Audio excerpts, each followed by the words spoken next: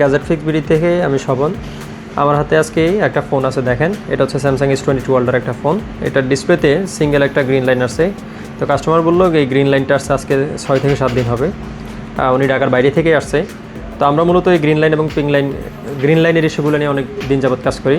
অনেকে এখনও বিশ্বাস করতে চান না যে লাইনগুলো ফিক্সেবল।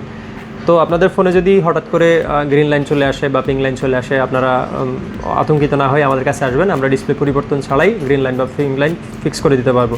ঠিক আছে, এখন আমি আপনাদেরকে এটা লাইনটা ফিক্স করব। ফিক্স করে আমি আপনাদেরকে আবার দেখাবো যে লাইনগুলো ফিক্স হচ্ছে। আপনাদেরকে একটা S22 ওয়ার্ল্ডটা দেখাইছিলাম, গ্রিন লাইন সমস্যা ছিল। দেখেন আমরা অলরেডি এটা সমাধান করে ফেলছি। তো এরকম যদি লাইন থাকে, দেখেন কোনো ধরনের লাইন বা কোনো শ্যাডো কোনো কিছুই নেই।